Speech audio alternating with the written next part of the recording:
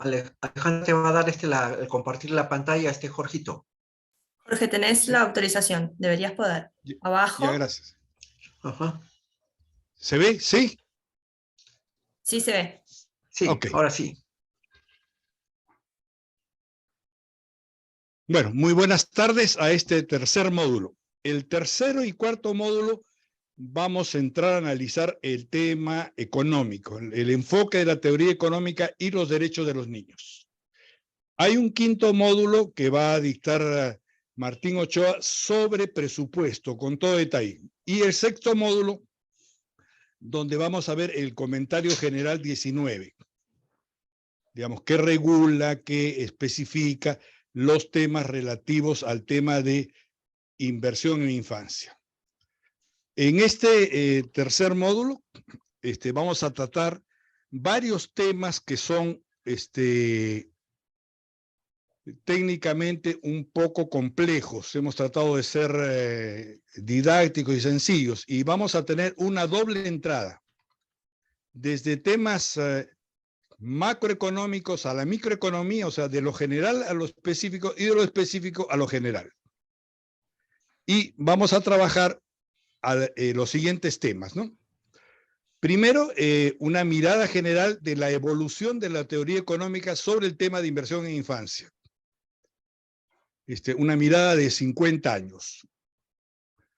Vamos a presentar un resumen. Después vamos a ver un segundo concepto que va a causar mucha discusión, que se llama movilización de recursos para la infancia, que va más allá de la política fiscal.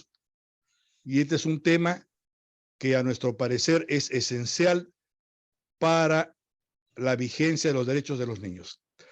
El tercer tema, entramos ya en complejidades más técnicas, todo el tema de costos. La rentabilidad de invertir en infancia, beneficio-costo, costo-oportunidad, costo-prevención.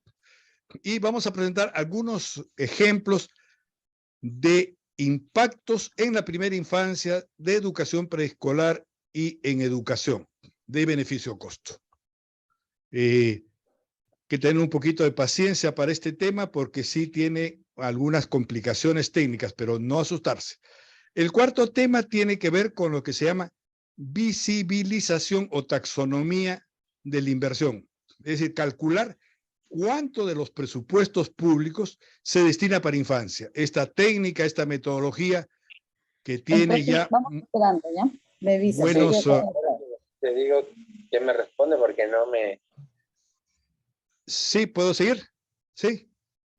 Sí, Jorge, se le activó el audio de una persona, ya le silencié. Ya. El tema de visibilización, que es una técnica que tiene más de 20 años y que es muy importante para trabajar el tema de inversión en infancia. Hay otros dos temas adicionales, que es el costeo o estimar cuál es el impacto de las políticas públicas a favor de la infancia. Este tema no lo vamos a desarrollar con detalle. Tenemos una entrevista en el canal a Stefan de Weidler, que escribió un libro hace muchos años sobre macroeconomía e infancia, y que es realmente súper interesante. Y otro tema que son los espacios de encuentro entre sociedad civil y el Estado, que también los vamos a analizar y tenemos un video sobre el tema. Entonces, entremos al primer tema, 50 años de evolución de la teoría económica. Lo primero que hay que señalar es que todo este análisis económico tiene que partir de una idea fuerza, que es que los estados son los garantes de las obligaciones fundamentales que tienen sobre los niños en educación, salud, alimentación, nutrición, protección, etcétera, etcétera. Y que en algún momento vamos a desarrollar con detalle. Y que se refiere, por supuesto, al artículo 4 de la Convención sobre el tema de recursos o presupuestos específicamente. Veamos el tema de la evolución del pensamiento económico sobre el tema de infancia. Hemos revisado una amplia bibliografía y podemos decir que hay más de 50 años de desarrollo del tema. desde las primeras nociones básicas en economía hasta las últimas que tienen que ver con el tema de la movilización de recursos que vamos a ver, ¿no? Y vamos a dar una pequeña mirada, resumen de una bibliografía y documentos que tenemos. Hay que señalar que este desarrollo del pensamiento económico tiene una gran cantidad de autores. Tiene varios premios Nobel, tiene estudios específicos, tiene experiencias, investigaciones, y que finalmente llegan a una conclusión que dice que destinar recursos para los niños es rentable, más rentable que otros destinos, y es la base para alcanzar el crecimiento y el desarrollo económico, o para romper el círculo vicioso de la pobreza y el desarrollo humano, la justicia, la equidad y la libertad, ¿no? Es decir, hay todo un desarrollo del pensamiento económico que culmina en una visión general de hacia dónde debe desarrollarse el conjunto de la sociedad, no solo de la economía, ¿no? Veamos una mirada a través del tiempo. Cómo ha evolucionado el pensamiento económico. Y lo hemos dividido por fases. Hay una primera fase en la cual se señala o se determina, se reafirma conceptos económicos básicos sobre recursos destinados a la infancia. Y el concepto básico se refiere a una cosa que es increíblemente potente. Y es que destinar recursos para los niños no es un gasto, sino es una inversión. Es decir, que genera impactos, que genera beneficios que van mucho más allá de los recursos inicialmente destinados. Esto fue desarrollado por Theodore Schull en un documento allá por los años 70. Hay todo un desarrollo bien importante y una explicación minuciosa. Y también él desarrolló la tesis, la comprobación que destinar recursos a infancia es una inversión y que aporta al desarrollo. Hay una segunda fase que tiene que ver con la aprobación de la Convención el año 89, donde se aprueba el artículo 4 sobre recursos para infancia, que más adelante es desarrollado en diferentes momentos. La tercera fase tiene que ver con un proceso de implementación del artículo 4, es decir, cómo los estados asumen este artículo 4 de la Convención e empiezan a hacerlo parte de las políticas públicas. Hay una cuarta fase que se llama la visibilización de la inversión en infancia. Hay tres esfuerzos que hay en el sentido, tres esfuerzos académicos o prácticos para calcular cuánto de los presupuestos públicos se destinan para los niños. El primer esfuerzo se realiza en Sudáfrica por una institución que hace el cálculo matemático y minucioso de cuánto se destina a los niños. El segundo esfuerzo se desarrolla aquí en el Perú por parte de Enrique Vázquez, y él calcula cuánto se destina para los niños. Después vamos a ver resultados. Y el tercer esfuerzo lo desarrolla una institución mexicana que se llama IDEAS. Las tres instituciones desarrollan la metodología. ¿Cómo? Analizando los presupuestos públicos, se separa aquellos recursos que se destinan directamente para los niños y de la parte que no es solo para niños, ¿qué porcentajes?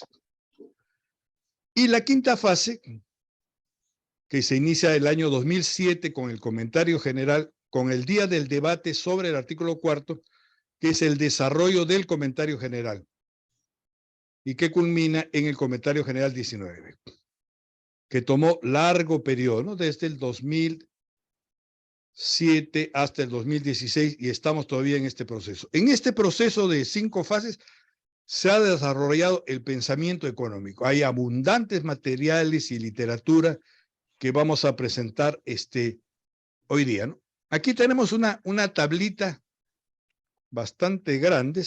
Tenemos 3, 6, 18 hitos en este proceso. No lo vamos a analizar todos, pero vamos a hacer una mención rapidita, ¿no? Está el trabajo de Amartya Sen sobre pobreza, el índice de desarrollo humano y el papel de la inversión en infancia en el desarrollo de los países. Un estudio de un economista peruano, Peñarande, del aporte del Estado a la distribución del ingreso a través de la política fiscal. Los estudios desarrollados por CINDE sobre la inversión pública y el desarrollo del cerebro, una institución colombiana. El desarrollo que nosotros hemos hecho de un instrumento que vamos a ver de costeo de políticas públicas y políticas públicas para educación. La sistematización y aportes al comentario general desde 2007 a 2016. Y hay así otros aportes, ¿no? Hay de Meyers sobre salud, la aprobación del comentario general, los avances que hay por parte del Consejo de Derechos Humanos, un trabajo sumamente interesante de Boba sobre las intervenciones a favor de los niños de menos de 3 años, el desarrollo de una serie de conceptos básicos, y así sucesivamente, ¿no? Aquí está el trabajo de Teodoro Schultz, el año 68, recursos para la educación. Los estudios de Hedman, que vamos a ver ahora, sobre tasas de costo-beneficio, el libro de Stefan de Weidler, del 98, sobre las políticas económicas y su impacto sobre la infancia. Un estudio de la Organización Mundial de Salud sobre cómo romper el ciclo vicioso de la pobreza, sobre los espacios de encuentro entre sociedad civil y Estado. Los estudios de Enrique Vázquez, etcétera, etcétera. Y visibilización, que es esa metodología que UNICEF ha asumido como una de sus tareas principales, ¿no? En este desarrollo hay algunos hitos que quisiera marcar. El primero es el que fue desarrollado por Emily Vargas de el CIDE, una institución colombiana sumamente importante en el tema de primera infancia y que nos ilustra realmente cuál es la situación del gasto público en infancia y el desarrollo del cerebro. Si vemos esta gráfica, el gasto público en general para América Latina, para América Latina, es muy pequeño en las primeras edades, crece a partir de 5 o 6 hasta que se estabiliza, ¿no? A partir de los 15 y 16. Crece cuando los niños entran a la primaria.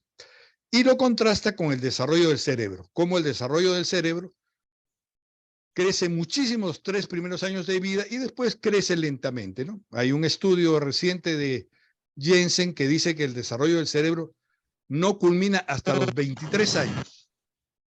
Es un tema bien importante que tiene que ver con el tema de justicia juvenil. La paradoja de este estudio es que cuando es más importante destinar recursos desde el punto de vista de desarrollo del cerebro para los niños, menores recursos se destinan. Y ese es el reto, ¿no? El desarrollo tiene que ver con diferentes fuentes, ¿no? El desarrollo académico, el desarrollo de costo-beneficio, todo el tema de costos, y en los últimos años otros temas, ¿no? Como el costo-oportunidad, eficiencia, el impacto de políticas públicas y las fuentes de financiamiento que vamos a ver.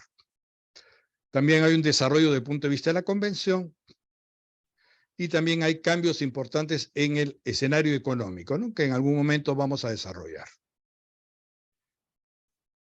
Veamos el tema en general.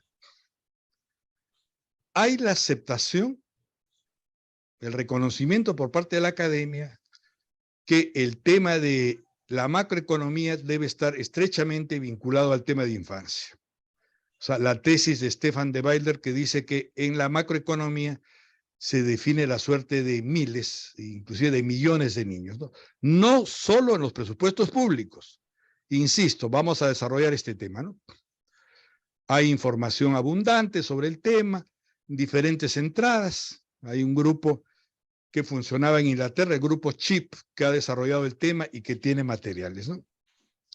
Y todo esto tiene que ver con el desarrollo de un Sistema Nacional de Protección a la Infancia, ¿no? Que debería ser parte de un Sistema Nacional de Prevención y Protección al conjunto de la población y para los niños. No nos olvidemos que los niños y las mujeres, niñas en particular, son las más afectadas por la pandemia. Otro tema que tiene que ver también con esta mirada general es los impactos de la crisis económica o procesos de recesión como el que estamos ahora sobre los niños. Aquí tenemos una lámina ya trabajada algunos años que resume los canales por los cuales se transmite estos impactos sobre los niños, ¿no? Que no vamos a ver ahora y que podríamos desarrollar en otro momento. Entremos al primer gran tema del enfoque económico, y tiene que ver con lo que se llama la movilización de recursos para la infancia.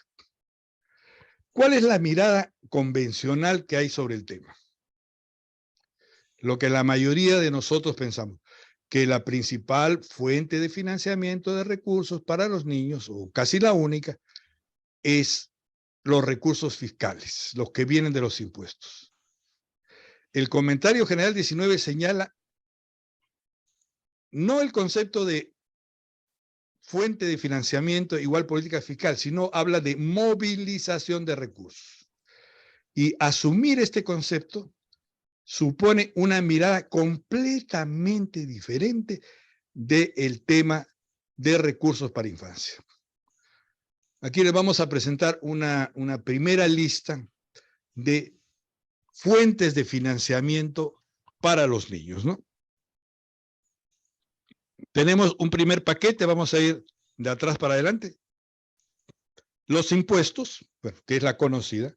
Y ahora hay una segunda mirada que precisamente hoy día en un taller bien importante sobre inversión en educación que se ha desarrollado aquí en el Perú y que en paralelo se está desarrollando en 6 países por parte de CLADE y la TINDAD. El concepto de gastos tributarios. Es un nuevo concepto, para mí ha sido nuevo, que es un estimado de cuánto es el monto de los recursos que no se reciben por todos los forados que tiene la política fiscal, exoneraciones, subsidios o formas legales, digamos, de evasión o elusión de impuestos. Esa es la primera fuente. La segunda fuente es el uso de los ahorros que tienen los estados. Los estados tienen bolsas de recursos, empezando por los recursos que no se utilizan en los años anteriores. La tercera fuente es el programa monetario que manejan los bancos centrales de reserva.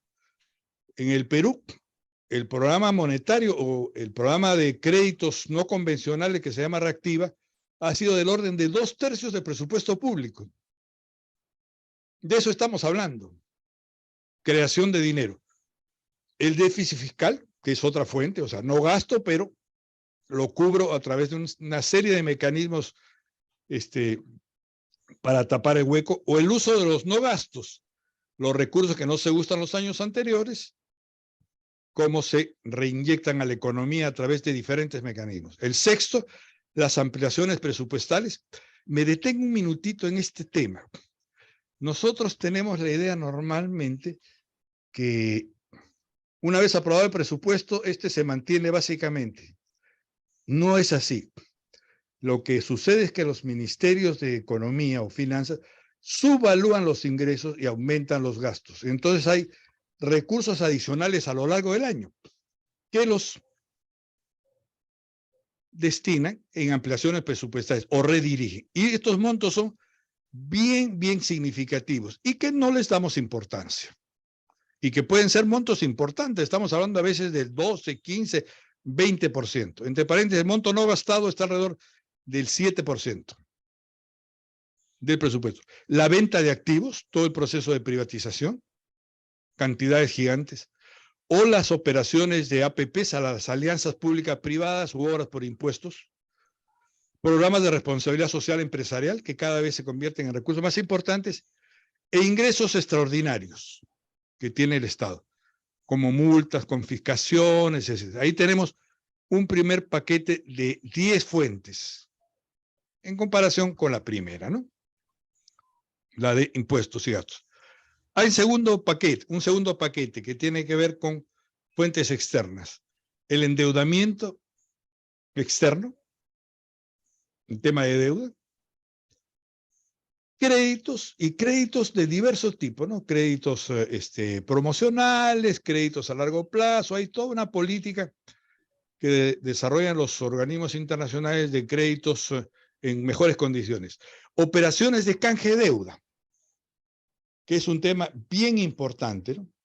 Ha habido operaciones de canje de deuda, por ejemplo, para educación por parte de España en varios países, o para primera infancia, como es las operaciones que se ha desarrollado de los viejos programas de endeudamiento de Alianza para el Progreso, que USAID ha destinado en muchos países, o programas de monetización de alimentos, especialmente la PL 480 de Viena, Estados Unidos, o donaciones de diverso tipo. Ahí tenemos 4 más, ¿no? De diverso tipo, ¿eh? Hay otras fuentes también que tienen que ver con esta nueva fuente de financiamiento que se está trabajando en muchos países, que son los testamentos solidarios, ¿no? Para infancia. O la novísima, los derechos especiales de giro, que tiene un monto de 50.000 millones de dólares para América Latina. Perú ha recibido 1.800 millones, que es una forma de financiamiento bastante complicada que ha desarrollado el Fondo Monetario Internacional. O sea, ¿cuál es la idea básica sobre lo que estamos hablando? Que destinar recursos para los niños tienen que ver con una variedad de fuentes de financiamiento muy grande y que debemos echarles el ojo y que debemos ver. Y no solo limitarnos al tema de los impuestos directos o indirectos. Nos abre el escenario. Y estamos hablando de montos muy importantes y significativos. ¿Cuál es la primera reacción que hay sobre este tema? Que es complicado, que es difícil, que es algo difícil de entender. Sí, es cierto, es cierto. Pero para eso podemos hacer alianzas, buscar personas que conozcan el tema y que debe abrirnos la visión y que deben ser tomados en cuenta. O sea, necesitamos no solo presupuestólogos en infancia, sino economistas y otras personas que trabajen los otros mecanismos. Y que estas otras fuentes de financiamiento son sumamente importantes y que pueden destinarse a recursos. Por ejemplo, montos no gastados. ¿Qué pasa con los recursos que no se gastan de los presupuestos, que son del orden de entre el 5 y el 7% por lo menos? No es que se entregan a los ministerios, al de salud, al de educación o al grupo de infancia, sino que nunca salen de los ministerios de Economía y se quedan en la caja. Es un argumento contra aquellos que dicen que no hay recursos, que esos recursos pasen posiblemente a un fondo y que ese fondo se destine para proyectos para infancia. Estamos hablando de montos sumamente importantes.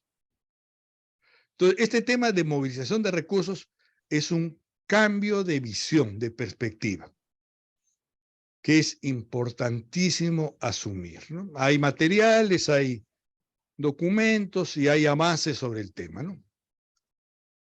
Hay también otro tema un poco más complicado que tiene que ver con economías externas.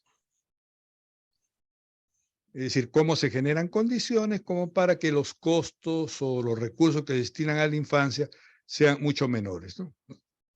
Que en otro momento podemos analizar con detalle. Aquí está esta idea del fondo de infancia, como diferentes fuentes podrían destinarse para el fondo de infancia. Entremos al segundo tema, beneficio-costo. Es un tema complicado, un tema que tiene sus secretos técnicos, pero le vamos a meter el diente, ¿de acuerdo? Así que mucha atención y paciencia. ¿Qué significa beneficio-costo? a ver la idea en una forma muy sencilla. Yo destino un recurso para los niños.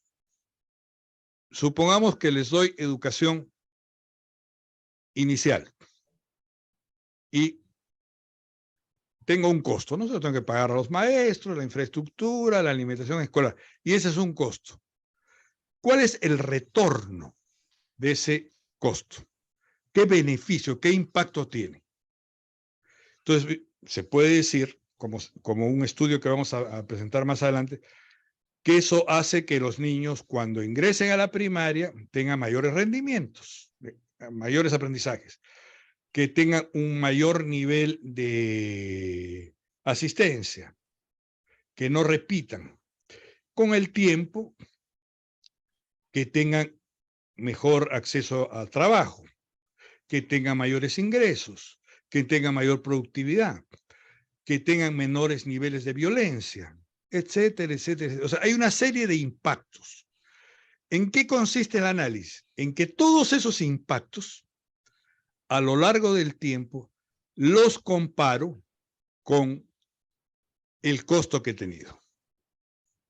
Este es el costo y este es el beneficio. Esa comparación en términos de valores muestra primero que es positiva y en segundo lugar que es altamente positiva. Esa medida del costo en relación al beneficio se llama la tasa beneficio-costo. Ahora, ¿cuál es el problema técnico? ¿Cómo los beneficios, los impactos que tengo, digamos, cuando ese niño que tuvo la educación inicial tiene más empleo, más ingresos, cómo los comparo del año 15, 20 al año 1? ¿Cómo los hago comparables? Entonces, hay toda una técnica que se llama de actualización de esos valores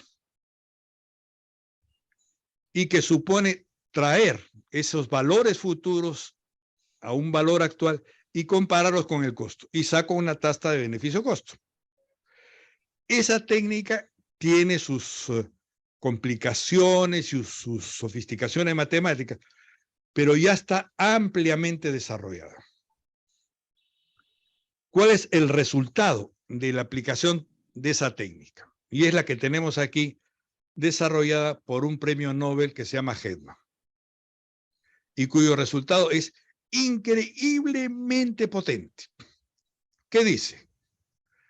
Que las tasas de retorno, las tasas de beneficio-costo de invertir en infancia son altísimas. En los primeros años de edad llegan a ser 10 veces al costo. O sea, por cada dólar invertido, recupero 10, actualizando o trayendo esos beneficios futuros. ¿Cuál es la tasa beneficio-costo aceptable? La que se aplica cuando se hacen estudios de proyectos por el Fondo Monetario Internacional, el Banco Mundial o los Ministerios de Economía, 14%. Cuando una tasa de rentabilidad de un proyecto es 14%, es rentable. ¿Cuál es la tasa de rentabilidad de invertir en primera infancia? 1000%. O sea, 10 veces sería 140. Estamos hablando de, ¿cuánto? 20 veces. 1000 entre 14, ¿no es cierto? Tasas gigantes de rentabilidad. Hedman lo que hace es calcula con la misma metodología, y esa es su virtud, cuáles son las tasas de rentabilidad de invertir en infancia. Entonces llega a la siguiente conclusión, que son altísimas en la edad preescolar, de menos de 3 años, van bajando en la edad escolar y posescolar siguen bajando, pero son positivas, altamente positivas. Es decir, no hay mejor inversión, mejor destino de recursos que invertir en infancia. Este es un argumento absolutamente contundente, probado y reprobado para toda la tecnocracia que dice que destinar recursos tiene que hacerse de acuerdo al criterio de tasa de rentabilidad. No hay duda sobre esto. Está probado a nivel internacional que esto es así.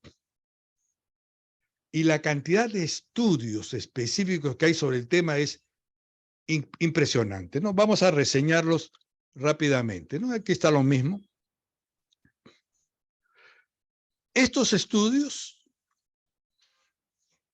se hacen a nivel ya de detalle. Por ejemplo, para agua y saneamiento, para estimulación temprana, para educación preescolar, alimentación y nutrición, salud y educación. Han sido desarrollados con todo detalle en montones de países y vamos a presentar algunos de ellos. ¿Cuál es la conclusión? Que no es un gasto, una inversión, que tiene menores costos a los ingresos, como lo señala Myers, que es rentable, que su costo de oportunidad muy alto, o sea, no invertir en niños tiene un costo muy alto y que es más rentable que otros destinos.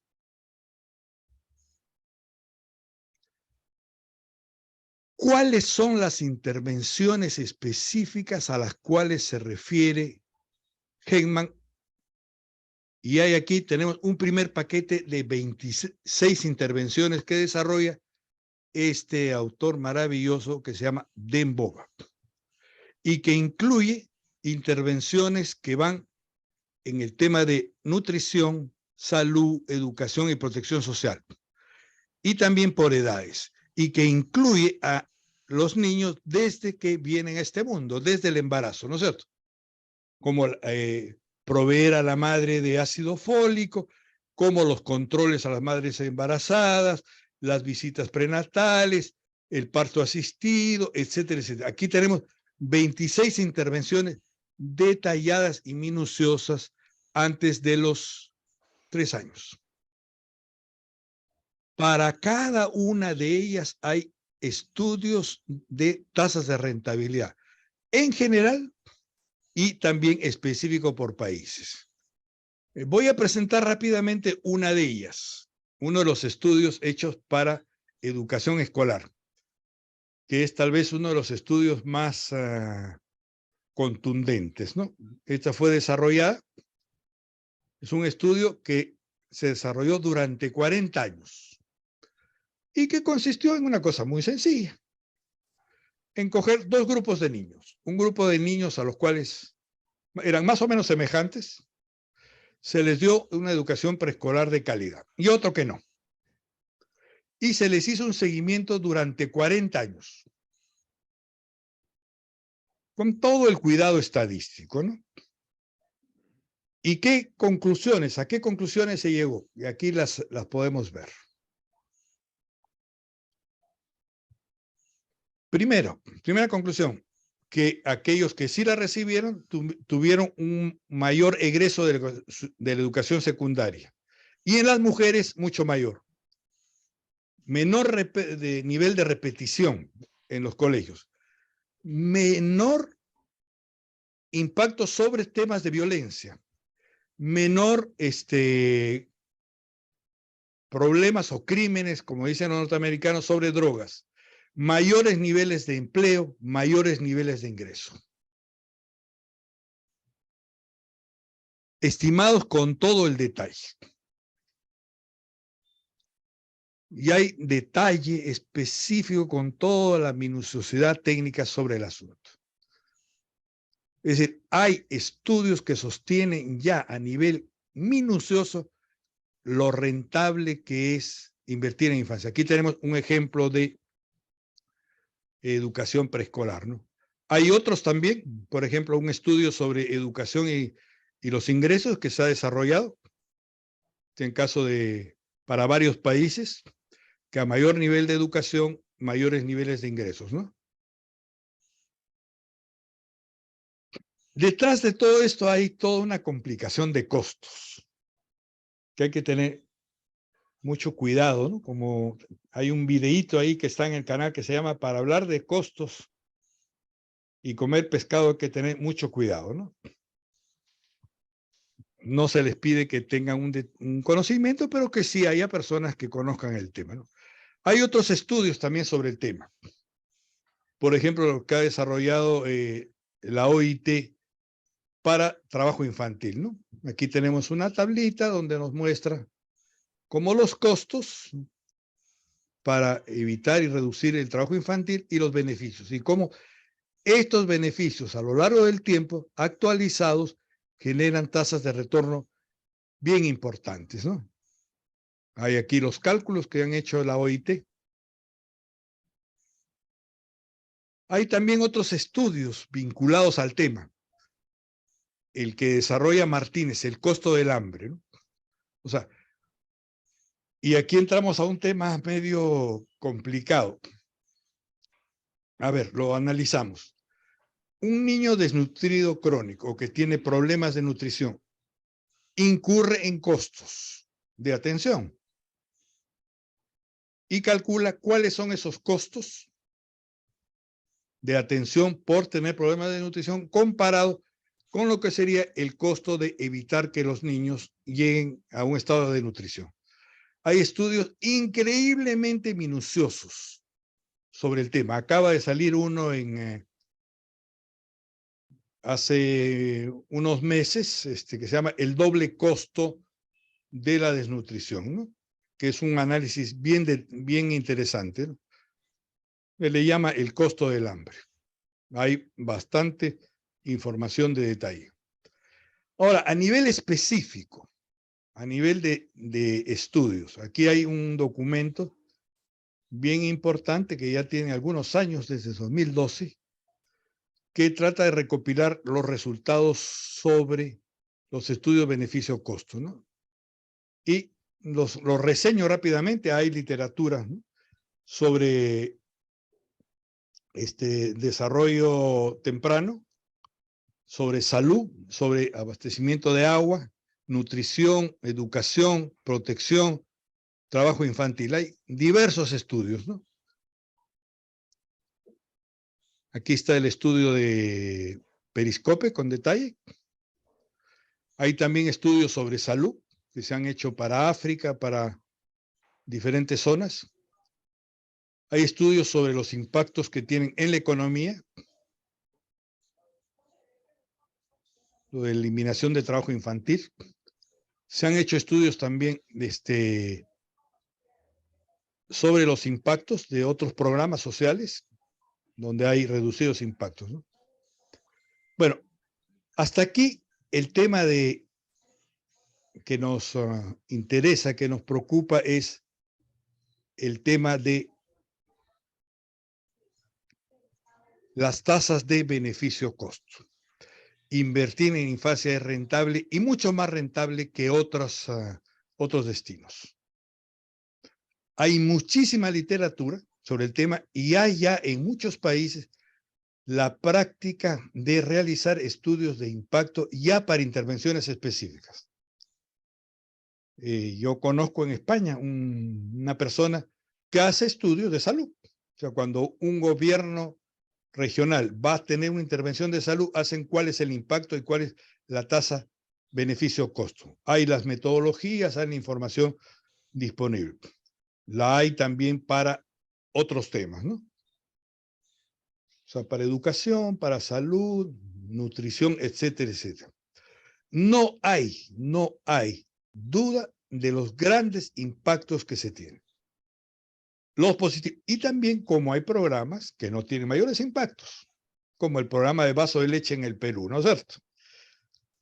Dar un vaso de leche diario a los niños no tiene mayor impacto nutricional.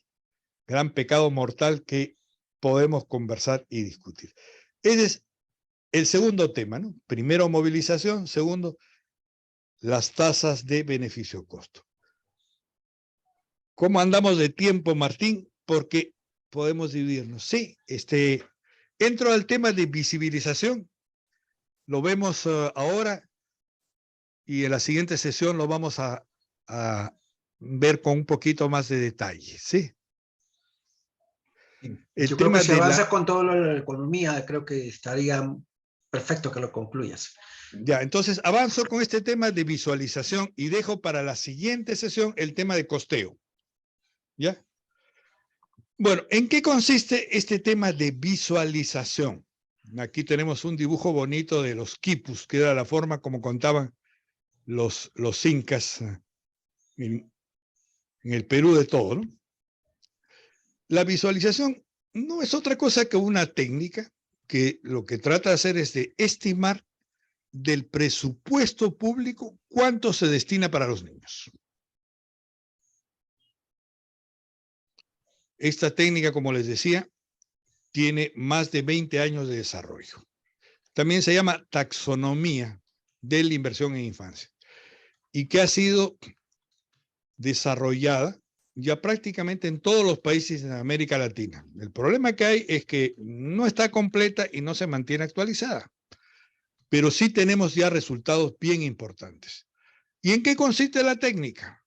En estimar, primero, qué recursos directamente se destinan para los niños y de los que no son solo para ellos, qué porcentaje es para ellos. Entonces hay toda una metodología minuciosa que se va afinando, ¿no? Y ha sido desarrollada, a ver, les doy las fuentes. Para Centroamérica hay una institución que se llama ICEFI, que ha desarrollado estudios para casi todos los países de Centroamérica. En el Perú se desarrolla un acuerdo entre UNICEF y el Ministerio de la Mujer. También se ha hecho para Argentina, para casi todos los países. Y aquí tenemos los resultados que vamos a analizar. A ver, veamos, tenemos información para varios países. Veamos el caso de Guatemala, ¿no? Un país bastante pobre. El mayor monto que se destina de recursos del presupuesto público, no estamos hablando de movilización, sino de los recursos del presupuesto, es para educación. En este caso, más del 50-60%. El segundo, que es esta franja verde a través de los años, es para salud. Y el tercero tiene que ver con otros temas, ¿no es cierto? Para vivienda, etcétera. O sea, salud y educación y en parte alimentación y nutrición se llevan fácilmente el 90% del presupuesto para infancia. Aquí tenemos el caso para Guatemala, para El Salvador, para Honduras, para Nicaragua, para Costa Rica. En Costa Rica hay una pequeña diferencia, miren, menos para salud, más para educación. Aquí está para México.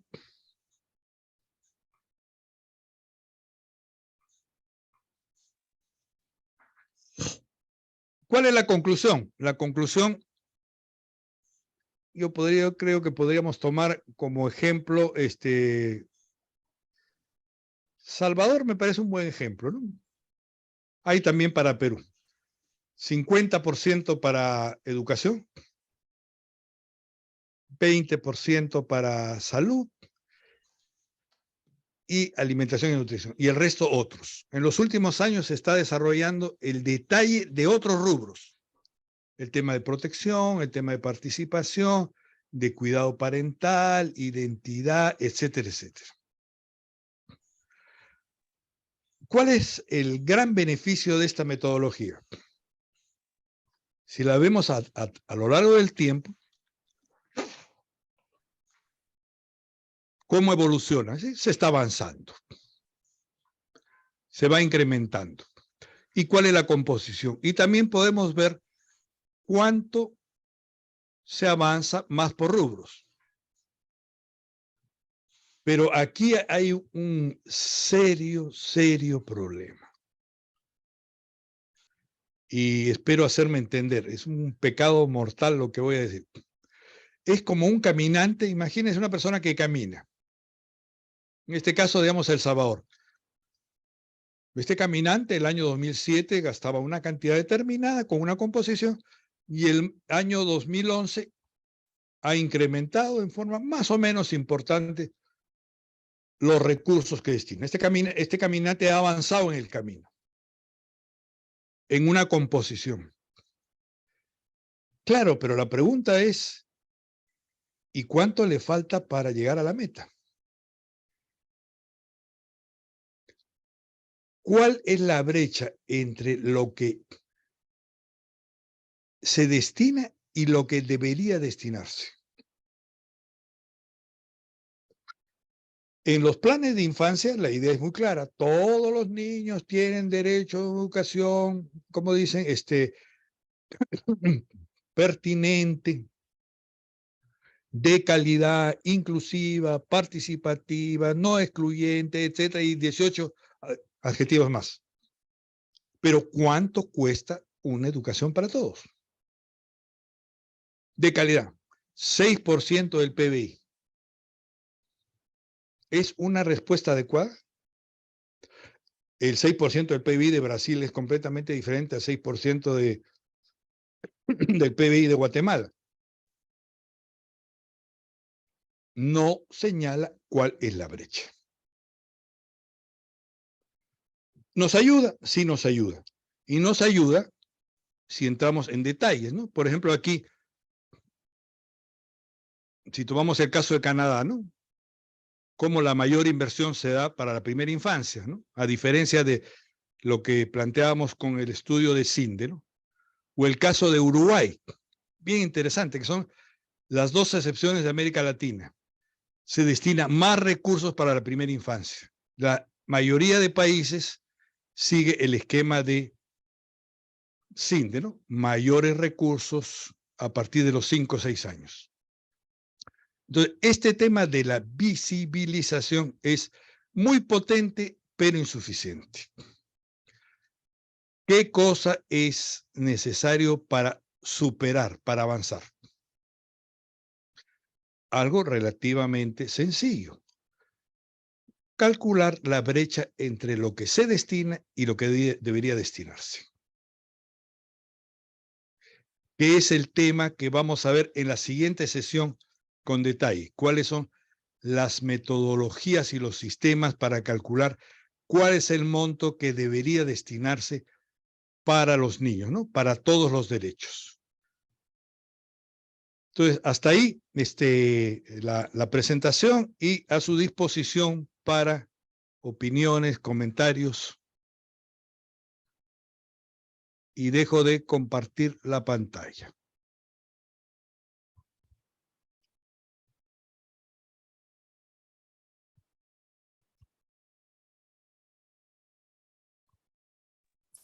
Martín, estás con el micrófono cerrado.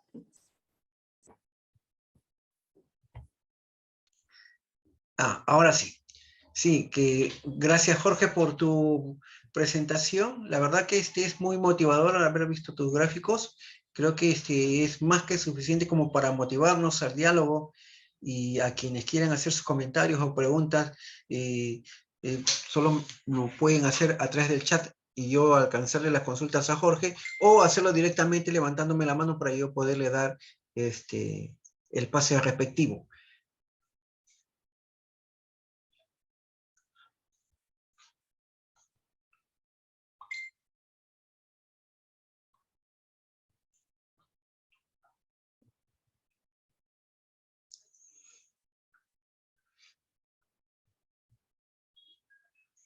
Bueno, como quien animo a todos, ¿no? Jorgito, tengo una inquietud. Y sería muy interesante que trabajar probablemente en conjunto con todos los participantes del curso, ¿no? Una especie de, un resumen estadístico a un determinado año, ¿no? Al menos para tenerlo como referencia, ¿no? Y tener una actualización de cuánto se invierte en cada país por los niños, ¿no? Y en determinados sectores, ¿no? De tal manera que podamos tener de repente una idea mucho más aproximada, más actual, ¿no? Y de tal manera que podamos en algún momento también hacer la comparación, ¿no? Y ahí sí los economistas, ahí se trabaja un poco en indexar y homogenizar criterios para hacerlos comparables, ¿no? De tal manera de ver cuánto es la inversión por niño en cada país. O sea, qué sé yo, el Estado de Guatemala invierte por niño $40 al año, digamos, ¿no? En Perú, $70 al año, ¿no? Entonces, de tal manera que podamos tener una idea también cómo estamos como región. ¿Existe, tú que has revisado, has hecho la revisión documentaria, este tipo de información que pueda dar una luz sobre el estado situacional de los niños en América Latina, Jorgito? Sí, efectivamente, hay abundante literatura, ¿no? Ahora, ¿cómo entrar al tema? Lo primero que habría que hacer es darse una idea de la metodología, de cómo funciona. En la bibliografía que estamos alcanzándoles, hay ahí un resumen de la metodología, una bastante actualizada, que ha publicado UNICEF. No es nada del otro mundo, tiene su detalle. Ahora, hay abundante literatura ya de resultados. Quien más ha trabajado, digamos, comparativamente entre países es el ICEFI, que es un instituto de Guatemala que ha hecho estudios para todo Centroamérica y tiene análisis comparativos, tanto de montos absolutos, montos relativos, como evolución y además a nivel de edades y descentralizado. Muy, muy minucioso. Pero en general los resultados son esos. 90% se lleva educación, salud y alimentación y nutrición. Y el resto, poco, ¿no? Hay información, yo la puedo compartir. Ahora hay que estar como cazando mariposas, ¿no? Viendo el último estudio. Hace poquito fue presentado el de Argentina. Hay también para Uruguay, hay para Paraguay. De todo Centroamérica hay, tenemos para Perú. Brasil no lo conozco, pero sí, si tienen interés podemos compartirlo con detalle. Ahora, lo clave es que cada país lo tenga actualizado y público. Claro en que Perú sí. tenemos un nivel de atraso gigante sobre el tema. También por razones políticas, porque no se quiere mostrar que en los últimos años con la pandemia ha habido retrocesos importantes, ¿no es cierto? Y que está habiendo reducción de recursos y menos servicios, ¿no? Bien, Jorge, gracias. Verónica Serafini nos está levantando la mano porque quiere hacer algunos aportes, algún comentario. Verónica, buenas noches. Te damos el uso de la palabra. Hola, Martín, gracias. No, yo interpreté que estabas queriendo que calculemos ahora y es bastante complicada la metodología. Lo que sí podemos hacer es que los países que estemos busquemos las últimas versiones de los estudios. Nosotros tenemos en Paraguay dos versiones. La última ya tiene unos 4 o 5 años con la metodología de UNICEF. Y ponerlos aquí para poder hacer como una comparación. Probablemente haya algunas diferencias porque aunque se use la metodología de UNICEF, hay espacio para la discusión ahí de qué es directo, qué es específico. No es como no es una receta muy fija.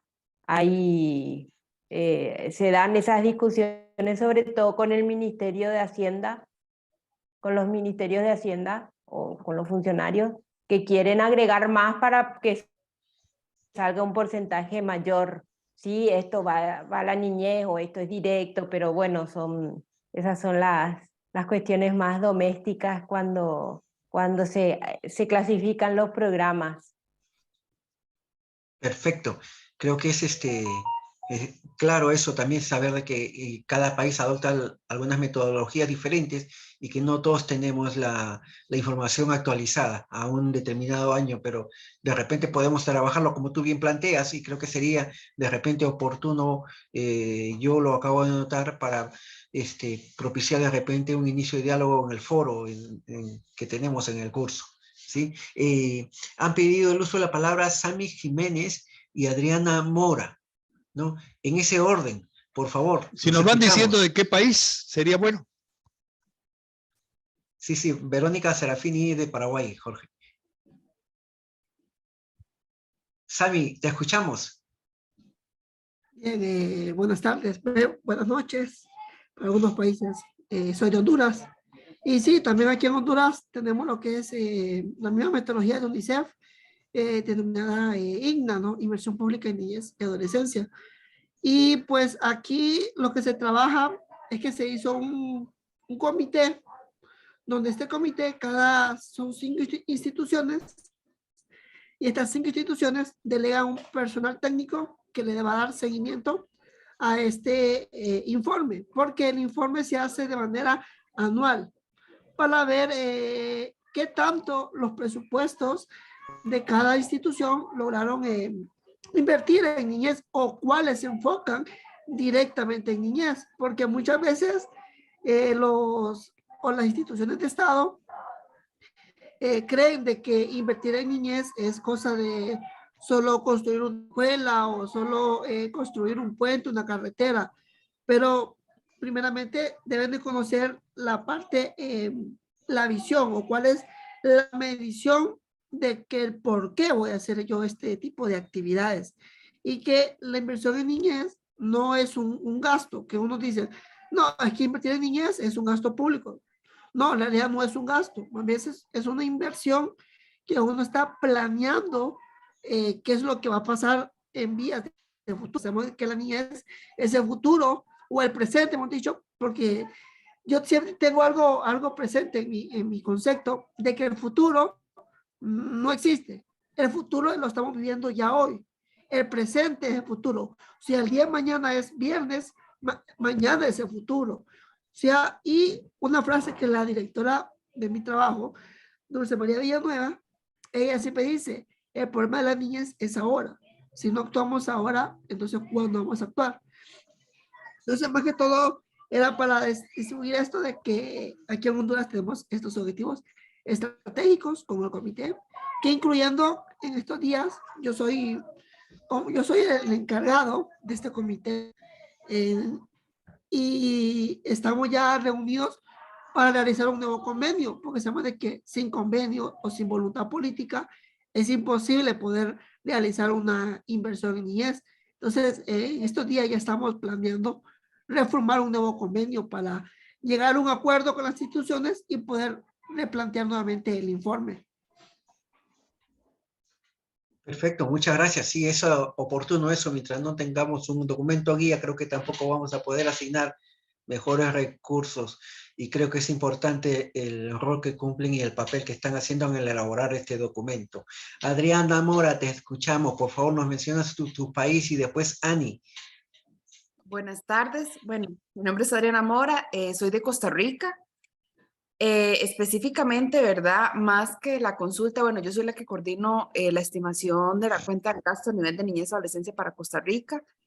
Y más que todo, quería consultarles a ustedes si ustedes también, digamos que cuando realizan el proceso de la estimación, utilizan gastos administrativos, porque nuestra metodología también utiliza los gastos administrativos, que es el tema, bueno, se estima a nivel de gastos administrativos el pago digamos que de los alquileres, de la parte del agua, la electricidad, el pago de la parte de recursos humanos. También, igualmente, nosotros lo realizamos anualmente. Nuestra estimación empezó desde el año 2018. Actualmente estamos con la del 2021. Pero específicamente es por un tema ya presupuestario del Ministerio de Hacienda, que también nos brinda los presupuestos hasta junio. Que normalmente digamos que Costa Rica presenta los presupuestos del año siguiente en septiembre, entonces estamos tratando de mejorar ese aspecto, pero más que todo mi consulta es el tema administrativo, cómo lo realizan a nivel de países ustedes, si ustedes también nos incluyen o no, porque estuve reunida con otros países, ¿verdad? Específicamente he estado viendo otras metodologías y no toman en cuenta como esa parte, y normalmente digamos que nuestra metodología, no sé si ustedes utilizan como el objeto del gasto, sino las partidas presupuestarias, nosotros lo hacemos a nivel de programas presupuestarios. Entonces, estimamos según eso, cuando no tenemos una población, utilizamos, digamos que nuestras encuestas para hacer ponderadores, específicamente cada una de las poblaciones que consideremos, según regionalización o según cantones. En Costa Rica, digamos que se visualiza desde ese punto de vista, pero más que todo, esa era mi consulta. Si ustedes lo hacen, si ustedes toman la parte administrativa o no, porque si no toman la parte administrativa, digamos que metodológicamente no podríamos tal vez comparar las metodologías entre los países porque son diferenciadas. Entonces, más que todo, también en mi consulta, ¿cómo están realizando ustedes la estimación? Nosotros le decimos gasto, ¿verdad? Sabemos que es una inversión, pero más que todo es un término económico. Pero ¿cómo realizan ustedes esas partes y tal vez tener retroalimentación y metodologías de cómo lo hacen? Más bien, muchísimas gracias. Perfecto. Gracias, Adriana, por la consulta. Seguro que va a generar debate. Ani, te podemos escuchar. Gracias, muy buenas noches con todos. Un gusto. Soy Ana Barros, de Ecuador. Bueno, aquí en el Ecuador nosotros tenemos dos programas que sí están enfocados en lo que es la niñez, que es el Centro de Desarrollo Infantil, que igual es de 0 a 3 años de edad, y el otro servicio es Creciendo con Nuestros Hijos, que es asimismo de 0 a 3 años de edad, pero incluyendo a las madres gestantes. ¿Cuál es la diferencia entre estos dos servicios? Es que primero, centros de desarrollo infantil son como las guarderías que se dan por 8 horas hasta que las madres salgan a laborar. Lo que es Creciendo con Nuestros Hijos son educadoras familiares que se acercan a sus domicilios y trabajan con la familia en consejería, tanto en salud, nutrición, y también en el comportamiento de lo que es el desarrollo del niño. Esto también tenemos ya, se hace un costeo, pero justo también con lo que no sé, con la compañera que anteriormente lo mencionaba, no sé si también estaríamos haciendo bien. Nosotros aquí lo hacemos del costeo, todo lo que involucra para llegar al servicio. No sé si lo estaríamos haciendo bien, si es o son ciertos ítems que serían para llegar a lo que es el presupuesto en infantil. Y ahorita póngase también aquí como política pública, también está con un decreto, también es para el apoyo para la niñez y en lo que es la desnutrición crónica infantil, para la prevención. Eso, no sé, igual también aspiro también en este curso también estar,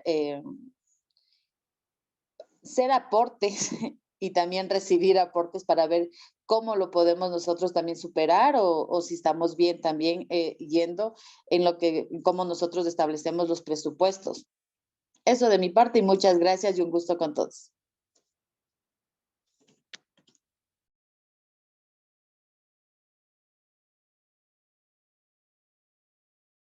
Bien, Jorgito.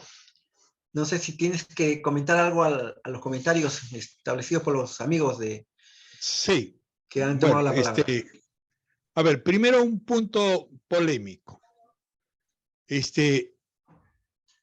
Como decía, para hablar de costos y comer pescado hay que tener mucho cuidado. Técnicamente es bien difícil comparar dos países. ¿Por qué? Porque hay problemas de escala. O sea, el costo promedio por alumno en Costa Rica comparado con el costo promedio de un alumno en Panamá. Hay demasiadas diferencias que hacen difícil de comparar. Por ejemplo, el costo de vida es diferente en Costa Rica que en Panamá. Hay un factor que se llama el PP, ¿no? ¿No es cierto? Se uniformiza la capacidad de compra o la escala. Entonces, yo diría que hay que tener mucho cuidado con comparar. Creo que la mejor forma de entrar al tema es viendo sobre la base de las obligaciones mínimas que deben el Estado garantizar. O sea, ¿qué debe tener como mínimo un niño para tener vigentes sus derechos? En alimentación, en nutrición, en educación, en salud, etcétera, etcétera. O sea, a nivel de detalle. Y compararlo contra lo que tiene en realidad y calcular la brecha. Esa es una buena medida, a mi entender.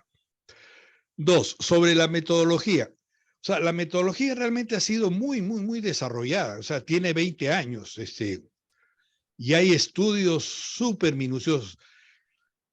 El margen de error con gastos administrativos o con los factores que se aplica para ponderar el gasto es muy pequeño, ¿no? Yo creo que está por debajo del 3%. O sea, realmente la metodología de la visualización sí nos da una buena idea de lo que se gasta, pero no de lo que debería gastarse, ¿no? Hay dos temas que yo quería tratar que vale la pena ver, es sobre impacto, me olvidé. Hay recientes estudios de impacto de la inversión en educación que llegan a una conclusión súper importante, y es que mientras mayor es el nivel de educación de las madres, inclusive de las madres en situación de extrema pobreza, menor número de niños desnutridos crónicos se tiene. Es decir, ¿cuál es la lectura? Que dentro de la pobreza extrema, de la carencia, esa madre que tiene mayor nivel de educación es capaz, por ejemplo, de usar mejor el agua, de hacer el esfuerzo para que haya vacunas, el lavado de manos, escoger una dieta más balanceada, estimula mejor, evita, digamos, los productos que no son alimenticios. Ese es un impacto súper importante. Y hay también evidencias, por ahí está mi amiga Serafini, hay estudios que demuestran que los impactos de la inversión en niñas es mayor que en niños. Hay literatura sobre el tema que habría que recolectar. O sea, dentro de las prioridades que debe destinarse para la infancia están no solo los pobres, los más vulnerables, no solo los que están en zonas rurales, los excluidos, los excluyentes, sino también las niñas. Hay razones de tipo técnico que fundamentan que debe haber una prioridad de inversión para las niñas y también los impactos a futuro, ¿no? Bueno, el otro tema en relación a la visibilización es el aporte que hace el comentario general, que muchos hemos leído, pero que no logramos de asimilarlo. El comentario general 19 lo que plantea, y a ver, por favor, Sami, si me pones un poquito de atención, lo que plantea es que el trabajo de visibilización debe hacerse como parte de los proyectos de presupuesto. O sea, ¿qué cosa es lo que sucede en otros países? Los ministerios de Hacienda o Economía preparan el proyecto de presupuesto y lo envían al Parlamento para que lo aprueben, ¿no es cierto? Y a posteriori, los organismos de infancia con el Ministerio de Economía y muchas veces con apoyo de UNICEF tratan de hacer el cálculo de la visibilización, ¿no? Pero el Comité de Derechos del Niño dice, no, no es suficiente. Cuando el Ministerio de Economía propone el proyecto de presupuesto, debe alcanzar un estimado de la visibilización del resultado de la nueva visibilización que se hace, que se alcanzaría si es que se apruebe el presupuesto. Y eso permite a quienes van a aprobar el presupuesto discutir y dicen, antes se destinaba para estos fines dentro de la visibilización y ahora el Ministerio de Economía propone para estos fines. O sea, permite un análisis ex ante, disculpen la palabra de economista, antes de que se convierta en gasto, en inversión, el presupuesto, cuál sería la propuesta del Ministerio de Economía y poder discutir con el Ministerio de Economía y Hacienda, esto es lo que tú quieres que se gaste en infancia. Y no es un problema técnico complicado. O sea, con el avance que hay de las supercomputadoras, con el desarrollo de las partidas presupuestales, con toda, digamos, lo gigante que es el desarrollo tecnológico, no es complicado técnicamente el poder hacer la visibilización. Debería salir en forma automática. El problema es que no hay decisión política y que uno tiene que estar persiguiendo a los funcionarios para que le den la información. En las partidas presupuestales debería ponerse un código que permita, utilizando los 20 programas estos que hay de manejo de data, el poder hacer el cálculo. No solo para niños, por edades, etcétera, sino también para mujeres, ¿no? Como se está haciendo, nos contaba Jorge Cardona, para varios países. Que en España se hace el estimado de la visibilización de la inversión en mujeres. Sería interesante conocer la experiencia sobre el tema. Pero yo quiero regresar al tema de fondo sobre visibilización. Y pocos me han dado bola. La limitación de la visibilización es que no permite calcular la brecha. Como este caminante que avanza. Pero ¿cuánto falta para llegar a la meta? Para que los niños tengan vigentes sus derechos. ¿Qué opinan sobre este tema?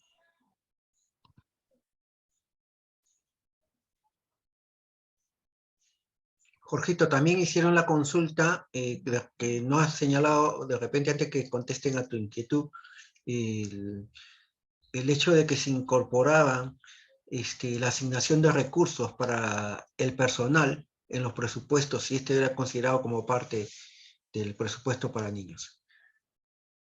Sí, en verdad sí se incluyen, ¿no? O sea, el nivel de desarrollo técnico que tiene la metodología que ha desarrollado no solo UNICEF, sino también el ICEFI en Centroamérica, con Plan Internacional o IDEAS y otras instituciones, es tan sofisticado que permite, yo creo, un altísimo margen de exactitud. Hay margen de error. O sea, siempre hay criterios discrecionales, ¿no es cierto? O sea, ¿qué porcentaje de agua, por ejemplo, de las inversiones en agua van para los niños? ¿Y a quién beneficia? A los que más o menos ingresos tienen, y el número de niños que hay en las familias más pobres es mayor que en familias de clase media. O sea, hay margen para el cálculo, ¿no es cierto? Ahora, ahí lo que yo recomiendo, Sami, es trabajar con simuladores. O sea, decir, si yo aplico estos factores, ¿qué resultado me da? Ahora voy otra ponderación y otra y otra y otra, y hago todo un análisis de sensibilidad y trabajo una franja de variación.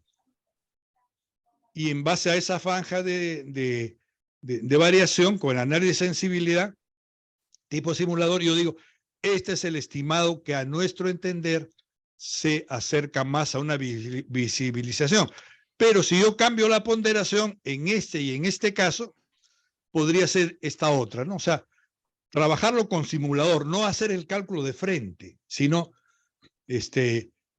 un paquete de 10, vamos a verlo ahora en el costeo, una especie de simulador, y con 10, 15 supuestos que yo cambio la ponderación, me sale diferentes resultados y puedo ver diferentes márgenes de error, ¿no? Eso técnicamente no es complicado. Hay personas que conocen bastante bien este tema, y con el Excel el cielo es el límite, ¿no es cierto? Y ahora con el Power BI, como nos han enseñado últimamente. Bueno, sobre el tema de la brecha, me gustaría comentarios, críticas, dudas.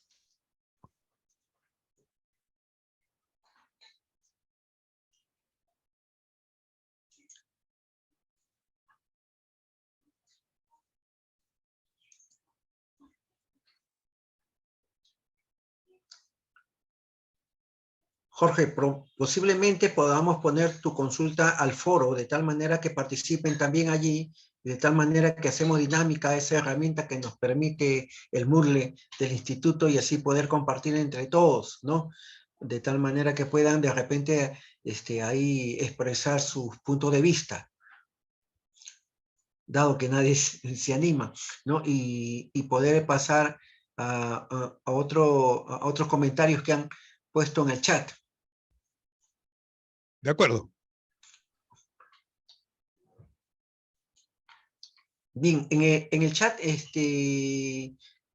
comentan que, ¿cómo se llama? Que sería importante compartir quizás los flujogramas que se implementan en cada país. Me refiero que creo que se están dando a entender de que, ¿cómo se llama? Que conocer los procesos y los procedimientos que se hacen para la formulación del presupuesto, ¿no? Sí, se lo podemos hacer, pero ese es un tema que lo vamos a tratar también en un módulo posterior, ¿no? Que nuevamente de aquí a una semana, 2 semanas, no sé exactamente, vamos a tratar ese tema, ¿no? Y que probablemente nos puede ayudar también a responder esto, ¿no? ¿Sí? Después también hay muchos que han comentado que el cálculo en su país lo utilizan bajo la metodología de UNICEF, ¿no? Y que también lo que sí se precisa, Sami precisa que en el caso de Honduras, por ejemplo, si bien es cierto, hacen estas estimaciones, ¿no? A veces se encuentran dificultades o complicaciones para hacer la estimación presupuestal a nivel provincial o a nivel local, ¿no? Debido a que existen una serie de dificultades probablemente, de repente no tienen los equipos necesarios como para poder estimar los recursos que se son necesarios, sobre todo en los programas presupuestales. Casi todos manejan el tema de los programas presupuestales. Yo asumo que son programas presupuestales orientados a resultados, ¿no? Y que de alguna u otra forma también hace que vayan fortaleciendo sus niveles de articulación, ¿no? Esos son algunos de los comentarios que han puesto en el chat, ¿no?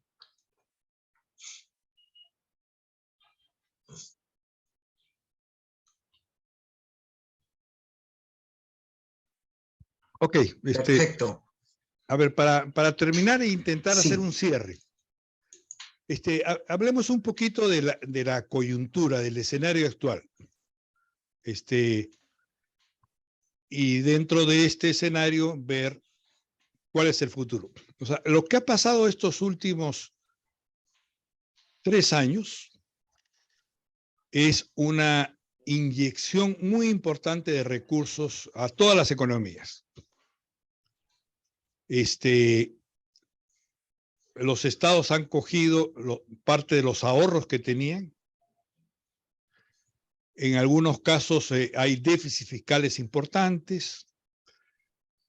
Se ha aumentado el endeudamiento interno y externo.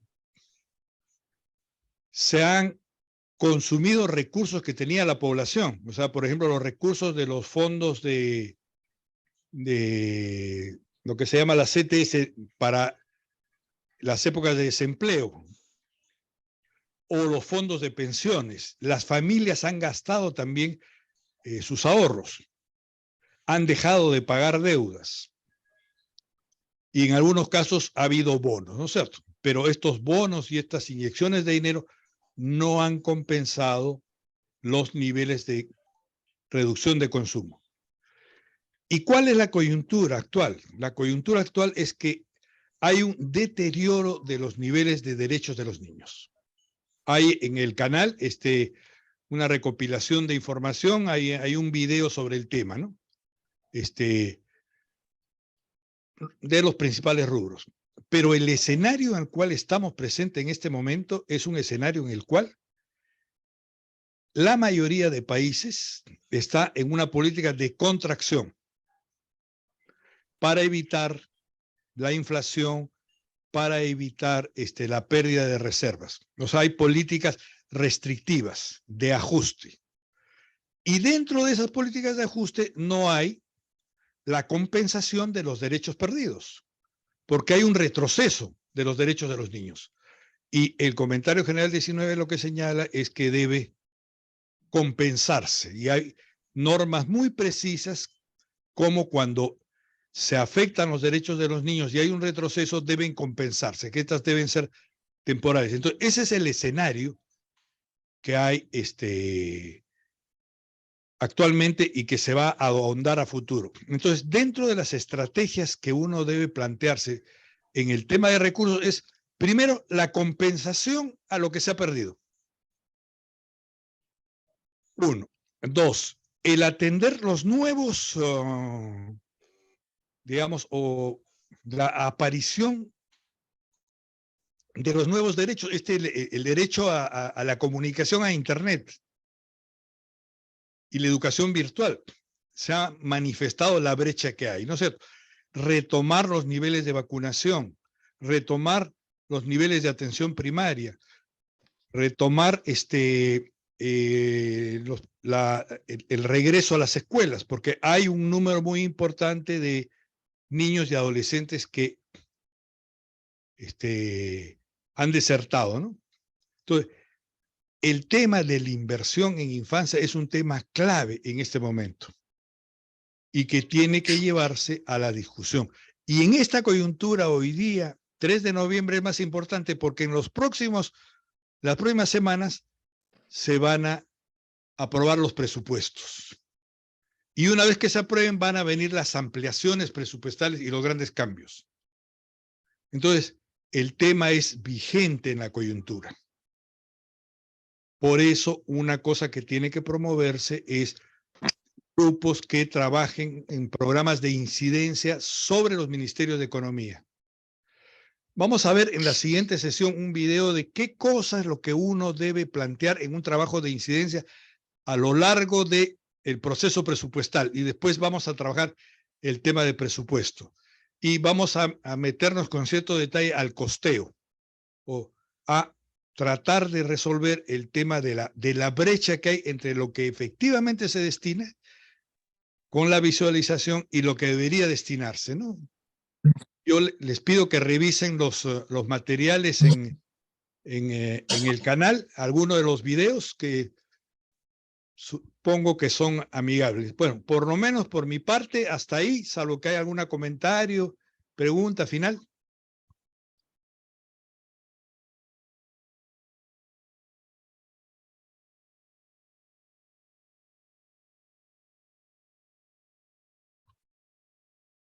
Martín, micro. Sí, comentaba, estaba con el micro apagado, disculpen. Diana, con eso está pidiendo el uso de la palabra, te pasamos la palabra Diana, por favor. Gracias, Martín. Bueno, primero agradecer a Jorge por toda la explicación. Soy Diana y soy de Perú. Y bueno, me parece súper interesante todo lo que ha ido compartiendo. En caso de nuestro país, los programas presupuestales destinados a la infancia son 4 y existe esta plataforma digital que es la Consulta Amigable, que es del Ministerio de Economía y Finanzas, una plataforma en la cual cualquier ciudadano de a pie puede ingresar, ¿no? Y ver cuáles han ido, cómo se ha ido ejecutando estos presupuestos, ¿no?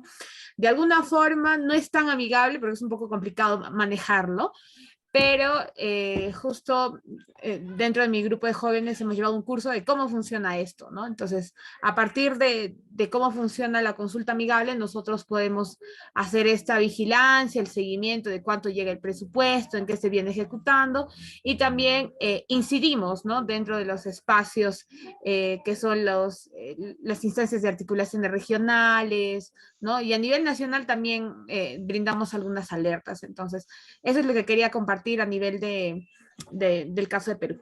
Gracias. Muchas gracias, Diana. Muchas gracias por participar.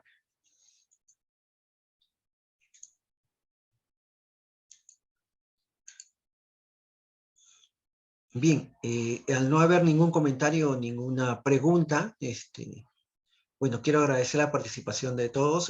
Los temas cada día son más álgidos y el tema del presupuesto se va a tratar en módulos posteriores, igualito que el de inversión con el de costeo. Y entonces creo que por el momento agradecemos a Jorge por tu alocución, Jorge. Creo que ha sido muy claro con tu visibilización de los recursos, ¿no? Y la taxonomía, y también sobre la importancia que tienen que ver todos los temas relacionados bajo el enfoque de la teoría económica, ¿no? Con beneficio-costos y todo lo demás acompañado de los costos de oportunidad. ¿Sí? Muy bien. Al no haber mayor comentario, yo Les agradezco su participación y los invitamos a que sigan viendo el canal de SAS, ¿no? Que le den una nueva revisada a los documentos que están en el Moodle del instituto, ¿no? Y cualquier consulta pueden seguirlos haciendo a través del foro, ¿no? El foro está activo ya y ahí pueden plantear las preguntas pertinentes. Ha dejado Sami una inquietud, ¿no? Ha dejado también Verónica dejó una inquietud también, entonces está ahí pendiente para que podamos compartir y dialogar un poquito más, ¿sí? Ok, muchas gracias a todos, que tengan feliz noche. Hasta luego. Gracias. Hasta luego. Hasta Adiós. luego. Muchas gracias. Gracias a todos. Gracias. Muchas gracias, buenas noches.